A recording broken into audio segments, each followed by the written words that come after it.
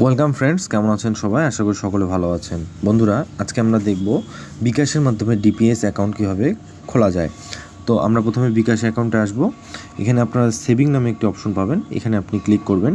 প্রথমত বলে রাখি, আপনাদের প্রথমে সেভিং ক্লিক করলে এরকম অপশন আসবে না। প্রথমত আপনাদেরকে দেখাবে হচ্ছে please fill up your details information, এরকম একটা টাইপের একটা মেসেজ আসবে। সেই মেসেজটাতে ক্লিক করলে আপনাদের এনআইডি কার্ডের ফ্রন্ট পেজ এবং ব্যাক পেজ এবং আপনাদের একটি সেলফি চাবে।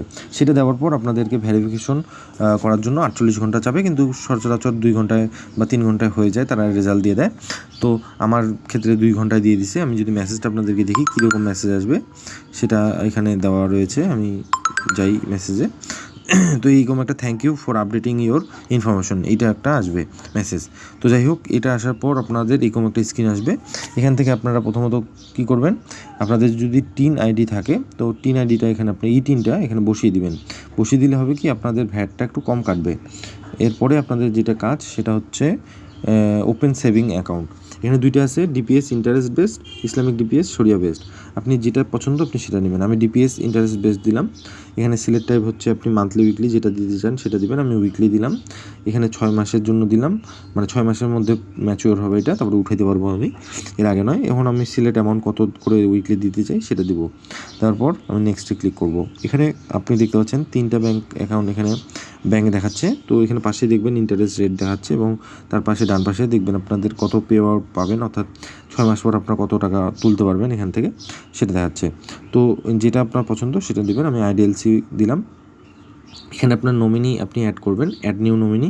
এখানে নমিনির এনআইডি কার্ডের নাম্বার দিবেন, এখানে তার বার্থডে ডেট অফ বার্থ দিবেন এবং আপনার নমিনি আপনার সম্পর্কে কী হয় সেটা সিলেক্ট করে নেবেন। তো এটা দেওয়ার পর আপনারা জাস্ট কনফার্মে ক্লিক করলেই মেবি এখানে 48 ঘন্টার মতো সময় নেয় বা 24 ঘন্টার মতো সময় নেয়। তারপরে আপনার যদি সব কিছু তারা চেক করে ঠিকঠাক পায়, দেন তারা আপনাকে ভেরিফাই করে দিবে এবং আপনি ডিপিএস সেভিং কিন্তু জমা শুরু করতে পারবেন।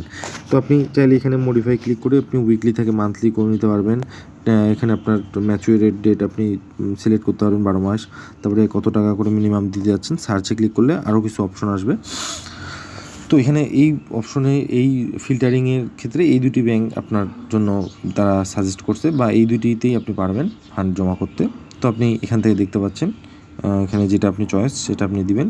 এরকম করে আপনি নমিনি অ্যাড করে জাস্ট কনফার্মে ক্লিক করলে কিন্তু বন্ধুরা আপনারা আপনাদের ডিপিএসটা সম্পূর্ণ করতে পারবেন। যদি তারা ভেরিফিকেশনে কোনো ত্রুটি না পায়, তাহলে আপনাদেরকে যত দ্রুত সম্ভব তারা অ্যাপ্রুভ করে দেবে এবং আপনারা তখন থেকেই কিন্তু জমানো শুরু করতে পারবেন।